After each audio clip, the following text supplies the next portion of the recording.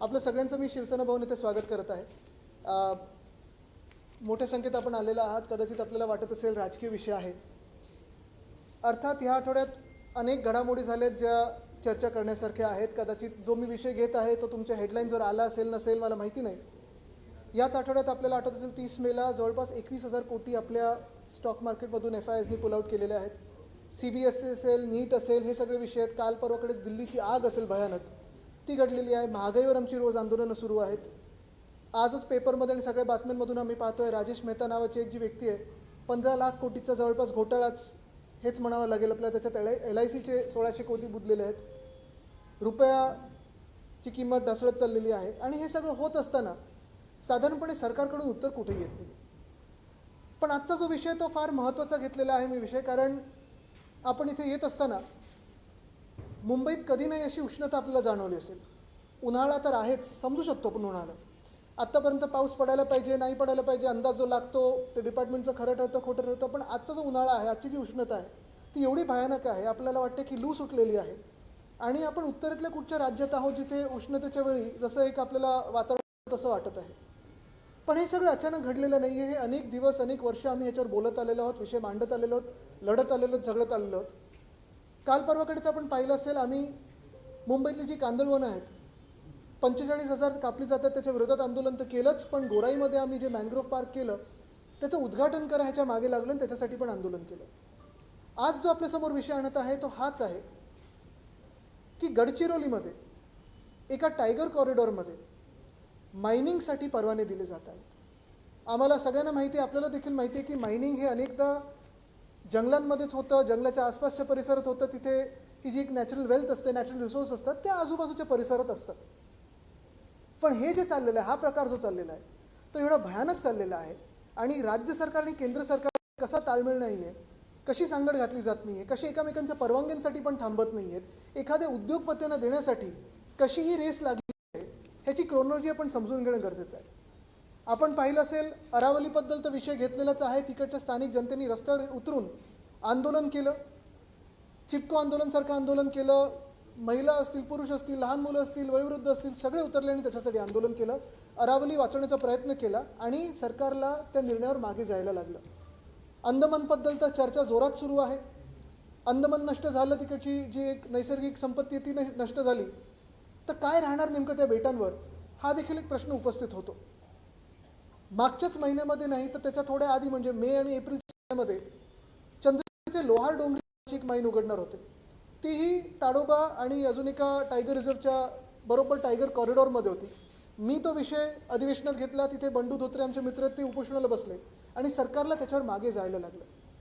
पण गडचिरोलीमधला विषय एवढ्यासाठी महत्त्वाचा होता कारण तिकडचे जास्ती करून जे प्रकल्प असतील ते तेवढे मीडियाच्या लाईमलाईटमध्ये किंवा राजकीय पक्षांच्या लाईमलाईटमध्ये येत नाहीत। आणि आता जर आपण पाहिलं तर गडचिरोलीमध्ये जी गावं आहेत, हेद्री आहे, बांदे आहे, परसलगोंडी आहे आणि राऊंड परसलगोंडी आहे, तिथे ताडोबा इंद्रावती टायगर कॉरिडॉरमध्ये हे मायनिंगचं प्रोजेक्ट लॉईड्स कंपनीला दिलं जात आहे। हे कुठच्या कंपनीला दिलं जातं आहे देणं घेणं नाही, त्यांचा तो अधिकार आहे कुठेही घेण्याचा, पण ज्या प्रकारे दिलं जात आहे आणि जिथे दिलं जात आहे त्याला स्थानिक जनतेचं, पर्यावरणवाद्यांचं, जे कोणी लॉजिकल विचार करतात ह्यांचं आणि आमचा सर्वांचा विरोध आहे। ह्याचं कारण एकच आहे, कारण हे जे पूर्ण माईन दिली जात आहे ती बरोबर प्रोटेक्टेड टायगर कॉरिडॉरमध्ये दिली जात आहे। पण गंमत अशी आहे की एका बाजूला केंद्र सरकार, एका बाजूला केंद्रीय जे खातं आहे ते सांगतं की हे टायगर कॉरिडॉर आहे। जे नॅशनल टायगर कन्झर्वेशन अथॉरिटी आहे त्यांचं म्हणणं पण हेच आहे की 32 टायगर कॉरिडॉर्स आपल्या देशातले आणि बाकी सगळीकडे जिथून जिथून टायगर मूव्हमेंट असते किंवा वाईल्ड लाईफ मूव्हमेंट असते त्याला डीम्ड टायगर कॉरिडॉर हे आपण असंच समजतो। पण आता तुम्ही बघा, गंमत अशी झाली आहे, हे डीम्ड टायगर कॉरिडॉर किंवा टायगर कॉरिडॉरची जी अट आहे ती डायल्यूट करण्यासाठी मागच्या वर्षी म्हणजे 17 एप्रिल 2025 रोजी state board of wild life जो आहे आपल्या राज्यातला, त्याचे अध्यक्ष मुख्यमंत्री असतात आणि बाकीचे जे मेंबर्स आहेत, मग त्याच्यात काही टेक्निकल मेंबर्स असतात, काही NGO असतात, काही फॉरेस्ट डिपार्टमेंटचे लोक असतात, त्यांनी 17 एप्रिलच्या दिवशी निर्णय घेतला की आपल्या राज्यातले सगळे टायगर कॉरिडॉर्स किंवा हे डीम टायगर कॉरिडॉर्स डायल्यूट करून टाका। इथे तुम्ही लायसन्स देऊ शकता, कशासाठी तर खणींसाठी, मायनिंग लायसन्स देऊ शकता। ह्याच निर्णयाच्या विरुद्ध मागच्या जूनमध्ये म्हणजे 2025 मध्ये एक PIL झाली कोर्टात. त्या PILची अखेरची सुनावणी फेब्रुवारी 2026 12 फेब्रुवारी 2026 मध्ये झाली. आणि त्यापासून आतापर्यंत रिझर्व्ह फॉर ऑर्डर आहे. म्हणजे फेब्रुवारी, मार्च, एप्रिल, मे, जून 5 महिने रिझर्व्ह फॉर ऑर्डर आहे. असो, रिझर्व्ह फॉर ऑर्डर असल्यानंतर देखील आपण पाहिलं असेल एखादा विषय जेव्हा रिझर्व्ह फॉर ऑर्डर असतो त्याचा अर्थ हाच असतो की हे सबज्युडिस असतो.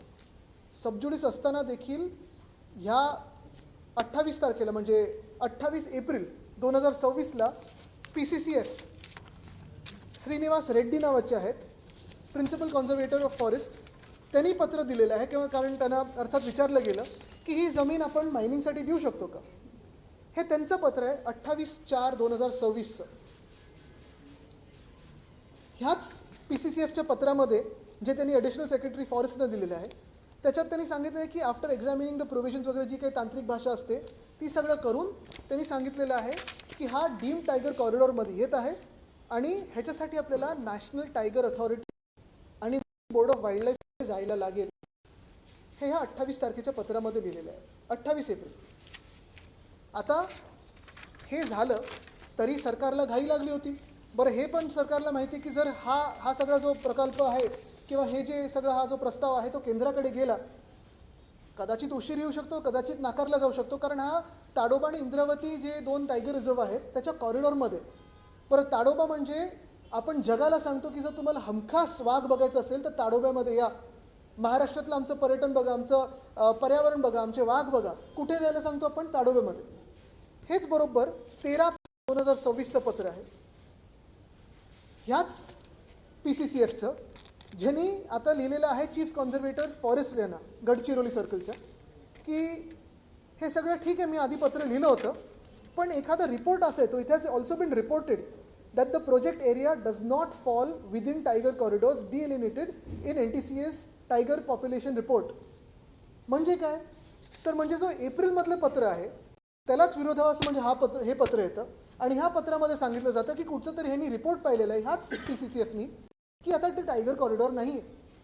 एका बाजूला आम्ही पाहतो अधिवेशनात देखील अनेक आमदार सांगतात की बिबटे येत आहेत आता लोकांच्या वस्तीमध्ये, वाघ येतात लोकांच्या वस्तीमध्ये, पण दुसऱ्या बाजूला हेच श्रीनिवास रेड्डी सांगतात, हा पूर्ण पॅरेग्राफ, हे 2 पॅरेग्राफ्स महत्त्वाचे, त्याच्यात सगळं काही वाचून दाखवणार नाही, पण ह्याच्यात महत्त्वाची गोष्ट म्हणजे एका महिन्यात त्यांचं हृदय परिवर्तन होतं आणि ते सांगतात की आता एक रिपोर्ट त्यांनी पाहिला की तिथे आता टायगर जातच नाही, टायगर कॉरिडॉर नाही आहे आणि हे तुम्ही जागा हँडओव्हर करू शकता जी कंपनीनी मायनिंगचे परवाने मागितलेत त्यांना.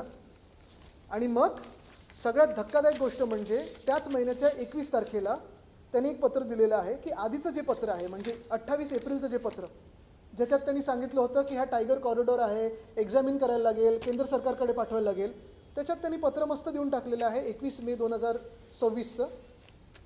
Withdrawal of letter regarding legal clarification on identification of tiger corridors under protection act 1972. आता तुम्ही ह्याचं गांभीर्य,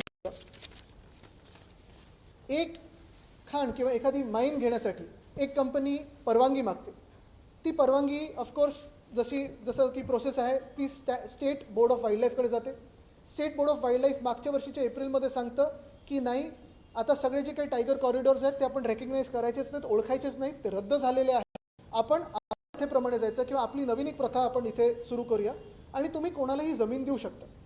जेव्हा PCCFनं विचारलं जातं, ज्यांची जबाबदारी आहे सगळे जी जंगलं आहेत किंवा झाडं वनं हे सगळं वाचवण्याची, ते सांगतात नाही, तुम्हाला केंद्राकडे जायलाच लागेल, कारण ती प्रथा आहे. National board of wild life असेल, नॅशनल टायगर कॉन्झर्वेशन अथॉरिटी असेल, आणि हे सगळं करून कोणाचं नेमकं प्रेशर आलं, हे जे श्रीनिवास रेड्डी आहेत PCCF यांच्यावर, की हे ना पत्र असं द्यावं लागलं की मी जे काही म्हणत आहे ते सगळं काही आता विड्रॉ करत आहे, कन्सिडर द लेटर विड्रॉन. ही किती मोठी गोष्ट आहे. म्हणजे आता शहरांमध्ये जर पाहिलं तर नागपूरमध्ये अजनीवन कापायच्या मागेत, पुण्यात वेताळ टेकडी कापायच्या मागेत, ठाण्यामध्ये देऊरच्या जंगलात मागे लागलेत, मुंबईमध्ये नांदेडच्या मागे लागलेत. आता शहरातलं तर सोडाच, जंगलातली protected area wild life protection act सारखा गंभीर कायदा देखील मोडून हे सरकार कोणाचं बनत आहे, जनतेचं नाहीच. इकडे मी अजून एक ऐकलं की जे आदिवासी बांधव राहतात इथे त्यांचं देखील हिअरिंग थातूर मातूर काहीतरी घेतलं आणि ते 150 किलोमीटर लांब घेतलं. मग नेमकं हे सरकार कोणाचं आहे? जसं मी सांगितलं होतं मागच्या आपल्या प्रेस कॉन्फरन्समध्ये की मुंबईत देखील 3 मोकळी मैदानं हे बिल्डरांच्या किंवा उद्योगपत्यांच्या घशात घालत आहेत. आता जंगलं देखील उद्योगपत्यांच्या घशात घालायला लागलेत. म्हणजे हे बिल्डर कॉन्ट्रॅक्टर सूटबूटचं सरकार आहे हे स्पष्ट झालेलं आहे. आमची ठाम मागणी राहील ह्याच्यावर. मी पत्र तर लिहिलंच आहे. केंद्रीय मंत्री भूपेंद्र यादवजींना पत्र लिहिलेलं आहे मी. पहिली गोष्ट म्हणजे हे जे कोण श्रीनिवास रेड्डी आहेत PCCF ह्यांचं सस्पेन्शन आत्ताच्या आत्ता व्हावं, कारण ते त्यांच्या ड्युटीच्या पलीकडे जाऊन कुठच्या तरी घोटाळ्यात अडकत आहेत असं दिसत आहे. त्यांचं इन्व्हेस्टिगेशन व्हावं, त्यांच्यावर चौकशी व्हावी. दुसरी गोष्ट म्हणजे state board of wild life ज्याची ड्युटी आहे की दिलेल्या अखत्यारीतच काम करावं, त्याच्या पलीकडे जाऊन काम केल्यासाठी त्यांना देखील त्यांनी सस्पेंड किंवा डायल्यूट करून टाकावं, डिझॉल्व्ह करून टाकावं. आणि तिसरी गोष्ट म्हणजे ह्या मायनिंगचा जो परवाना आहे तो रद्द करावा आणि टायगर कॉरिडॉर जो आहे तो रिइन्स्टेट करावा. टाइगर रिजर्व को लेकर के जिस तरीके से राज्य सरकार ने एक प्राइवेट कंपनी को वहां पर माइनिंग का अधिकार दिया है, कितना घातक है, खास करके महाराष्ट्र में तड़ोबा टाइगर रिजर्व पूरे देश में प्रसिद्ध है. दुनिया भर में हम कहते हैं कि अगर टाइगर को 100% देखना हो तो ताडोबा आइए, महाराष्ट्र में आइए. पिछले महीने या अप्रैल या मई में एक माइन का परमिट दिया गया था लोहार डोंगरी में, वो था चंद्रपुर में. उसका विरोध मैंने हमारे यहाँ के सदन में किया था और फिर वहाँ बंडू धोत्रे जो हमारे दोस्त हैं, मित्र हैं, पर्यावरणवादी है, उन्होंने भी अनशन करके विरोध किया था और सरकार को पीछे जाना पड़ा. वो माइनिंग परवाना था वो कैंसिल करना पड़ा. अभी हम देख रहे हैं, कल भी 1-2 रिपोर्ट आए, लेकिन बहुत सारे अलग विषय चल रहे हैं देश में, इसलिए शायद इस पर ज़्यादा लाइमलाइट ना हुआ होगा. लेकिन अभी ताड़ोबार इंद्रावती का जो टाइगर कॉरिडोर है उसी को लेके बराबर अभी चर्चा चल रही है कि ये एक कंपनी को दिया जाए और माइनिंग के लिए परमिट किया जाए. सबसे बड़ी बात और गंभीर बात यही है कि नेशनल टाइगर कंजर्वेशन अथॉरिटी और national board of wild life को यहाँ से दूर रखा है, इससे अलग कर दिया है. State board of wild life ने ये निर्णय लिया है, ये तय कर लिया है कि अभी वो ऐसे परमिशंस के लिए कभी भी सेंटर के पास जाएंगे नहीं जो कि ये वाइल्ड लाइफ प्रोटेक्शन एक्ट के खिलाफ है. अगर केंद्र सरकार चाहती है तो यहाँ भी वो जो रेड्डी है, श्रीनिवास रेड्डी PCCF, उन पे कार्रवाई कर सकते हैं, ये माइनिंग की परमिशन रद्द कर सकते हैं और टाइगर कॉरिडोर बचा सकते हैं. ऐसा खत मैंने लिखा है. एक सवाल this week we are celebrating Environment Day and at the same time we are hearing about this. How are you going to challenge it and what do you think is the intention of the government behind contradictory statements or the reports that we are seeing? I think the BJP regime celebrating or even observing World Environment Day is a farce by itself. You see controversies all over India with regards to environment, be it with the mining permits in Aravalli or be it the proposed destruction of Andamans or cities like Mumbai, Pune, Thane, Nashik, Nagpur not being spared of environmental destruction. Now the government is also looking at destroying tiger corridors. The one I'm speaking about is here, where the current government is wanting to give a mining permit in Gadchiroli, in the villages of Hedri, Bandhe, Parsalgondi, Round Parsalgondi, in the Tadoba Indravati Tiger Corridor. What is more shocking is all the letters of the PCCF are contradictory. In one letter, the PCCF states that there is a tiger corridor or a deemed tiger corridor, and the government has to refer this matter for permission to the National Board of Wildlife and the National Tiger Conservation Authority. The next letter, because of someone's pressure, probably within the Chief Minister's office or the State Board of Wildlife, he is saying that we do not need any permissions anymore because there's a report which says that tigers do not pass from there.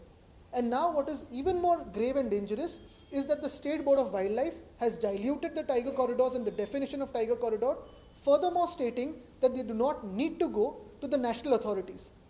Does this mean that the state is now bypassing the national authorities in the federal structure to hand out mines to their favored and favorite companies? Aditya, एक सवाल विधान परिषद को लेकर के है. जिस तरीके से 7-8 candidates का बताया जा रहा है कि बिन विरोध वो चुनाव जीत गए हैं, कैसे देखते हैं और क्या? अभिषेक जी, कोई लड़े ना लड़े, जीत सकते हैं, हार सकते हैं, ये तो चलते रहते बात. सरकारें बनती है, बिगड़ती है, सब होते रहता है. लेकिन ये जो मैं कह रहा हूँ ना, आज जो आपको पानी की कमतरता आप देख रहे हो, बाहर जो हीट है वो देख रहे हो, जीने जैसे नहीं रहेगा ये शहर और देश. तो इसका जवाब कौन देगा? और इसलिए मैं किसी दूसरे विषय में नहीं जाऊंगा, आज सिर्फ इसी पे रहूंगा, क्योंकि ये अपनी सांस, अपने जीवन शैली, अपने रहने के इस पे त्यांची हकालपट्टी झालेली आहे. पण मी पुन्हा एकदा तुम्हाला खऱ्या हे जे बघा, जे पेपर टायगर होतं त्यांनी विड्रॉल केलं असेल, मी तुम्हाला खऱ्या वाघांबद्दल सांगत आहे.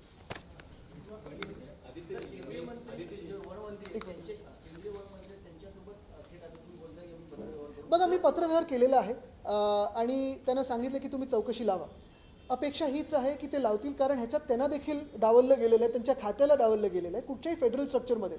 आणि आम्ही तर जे साधारणपणे रिजनल पार्टीज आहोत, फेडरल स्ट्रक्चरवर बोलत असतो, आम्ही राज्याच्या अधिकारांबद्दल बोलत असतो. कदाचित पहिल्यांदा मी केंद्र सरकारच्या अधिकाराबद्दल पण बोलत आहे आणि हे देखील ह्याच्यात महत्त्वाचं आहे. आदित्यजी, असं आहे की मॅन्युप्युलेट सिस्टीम त्याच वेळेला करता येते ज्याला तुमच्याकडे ॲब्सोल्यूट पॉवर आहे. तुम्ही आता हे ज्या गोष्टी मांडताय त्या ॲब्सोल्यूट पॉवरमुळे घडतात असंही तुम्ही म्हणताय की ॲब्सोल्यूट पॉवर मिळवण्यासाठीच ज्या पद्धतीचा घोडेबाजार झालेला आहे, तुम्ही जरी तो विषय टाळत असाल तरी तो या विषयाशी सुद्धा संबंधित आहे. अशाच पद्धतीच्या गोष्टी घडतात आणि मॅन्युप्युलेशन नंतर तुम्ही इथे येऊन थांबता.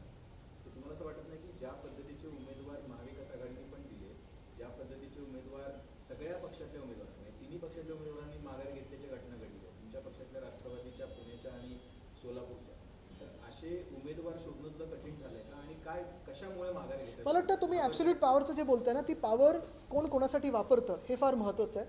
आम्ही जेव्हा सत्तेत होतो तेव्हा सगळे निर्णय हे जनहिताचे घेत होतो, जनतेसाठी घेत होतो. आता जी ॲब्सोल्यूट पॉवर भाजपच्या हातात आलेली आहे, आपण बघताय ज्या लोकांनी भाजपला मतदान केलं त्यांच्यावर घरावरही बुलडोजर चाललेले आहेत. आणि हे जर झालं तर जे मी सांगितलं ना, आपला देश जर तुम्ही पूर्ण पर्यावरण नष्ट करून टाकलं तर राहण्यासारखं राहणार नाही. आता पुण्यामधलंच तुम्हाला उदाहरण देतो मी.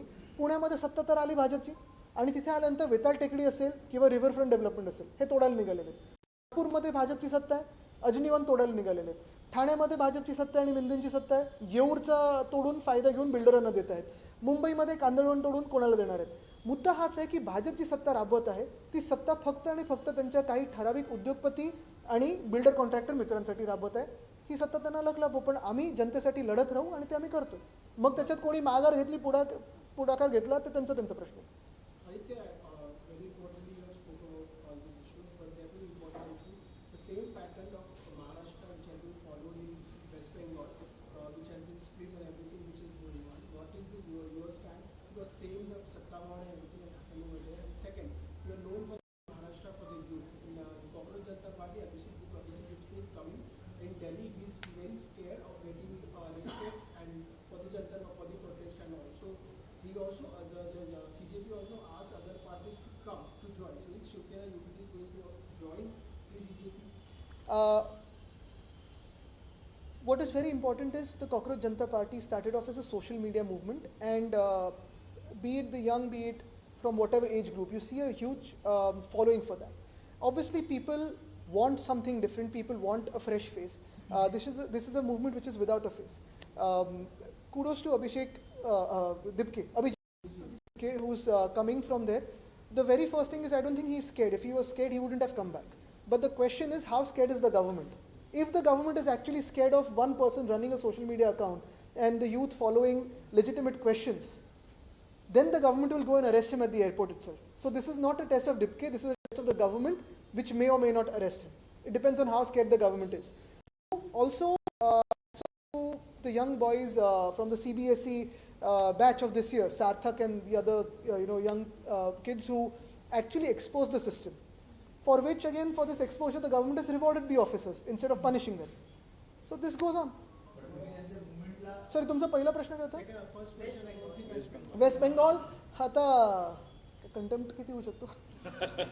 जर had we got justice earlier than now, the political situation wouldn't have become as murky as it is. We're hoping for justice with all due regards to the Honorable Supreme Court, but the point is this, that one Chief Justice has also said that justice delayed is justice destroyed. I think this is a living example of justice being destroyed. बघा, महत्त्वाची गोष्ट त्यांचं मागणी काय आहे? धर्मेंद्र प्रधाननी राजीनामा द्यावा. तुमचा याला विरोध आहे?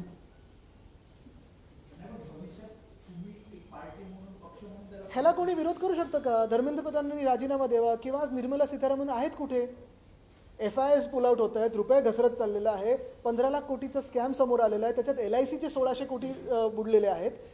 देशाची आर्थिक परिस्थिती आपण बघतो, एका बाजूला महागाई वाढत चाललेली आहे. निर्मला सीतारामन आहेत कुठे? तसंच धर्मेंद्र प्रधान आहेत कुठे? आणि ज्यांना काढलं तुम्ही CBSE मधून, त्यांना तुम्ही थेट काय दिलंय? तर कृषी खातं. मग तुम्ही त्यांना प्रमोशन दिलंय की सस्पेन्शन केलंय? ताकद म्हणजे जर मी इथून सांगत आहे की ते जे बोलत आहेत ते योग्य आहे, मग अजून काय ताकद पाहिजे त्यांना? हम तो मैंने जैसे पहले कहा कि हम सारी पार्टियां, और पार्टी को छोड़ो, कोई भी पॉलिटिकल नॉन पॉलिटिकल हो, चाहे आप बीजेपी की भी समर्थक हो, अंधभक्त भी हो, तो भी क्या आप डिनाई कर सकते हो कि धर्मेंद्र प्रधान को निकाला जाए? क्योंकि अंधभक्त के भी तो बच्चे सीबीएसई की एग्जाम दे रहे हैं, अंधभक्तों के भी बच्चे नीट की एग्जाम दे रहे हैं। हमने तो कहा है ना, देखिए हमने तो यही कहा है कि उनकी तो जो मांग है वो सही है, उसमें गलत क्या है? सबसे बड़ी टेस्ट यही है कि क्या सरकार उन्हें आने देगी। नीट को लेकर जिस तरीके से पूरे देश भर में हंगामा मचा है, उसके बाद भी केंद्र सरकार कहीं किसी तरीके से एक्शन लेती हुई नजर नहीं आ रही है कि अधिकारियों को, कंसर्न अधिकारियों के ऊपर एक्शन किया जाए। अब जब कॉकरोच पार्टी सामने आ रही है तो उस पर शिवसेना किस तरीके हम सारे लोग तो आंदोलन कर ही रहे, हमने भी आंदोलन किया धर्मेंद्र प्रधान के खिलाफ, कांग्रेस ने भी किया है, हर एक जो अपोजिशन पार्टी के हैं उन्होंने किया है। लेकिन जैसे मैंने आपसे कहा ना कि अगर आप किसी भी पार्टी से हो, चाहे फिर आप अपोजिशन पार्टी से हो, भाजपा से हो, अंधभक्त भी हो, क्या आपके बच्चे, बेटी या बेटे ये सीबीएसई को नहीं अपीयर होते? क्या आपके बच्चे नीट को नहीं अपीयर होते? क्या आप यह नहीं चाहते कि आपके देश की जो शिक्षा व्यवस्था है वो ठीक हो? ये तो सरल प्रश्न है। और मैंने यही कहा ना कि क्या कॉकरोच पार्टी को समर्थन मिलेगा कि नहीं, क्या दीपके डरे हुए कि नहीं, इससे बढ़कर सवाल यही है कि क्या केंद्र सरकार डरी हुई है कि नहीं।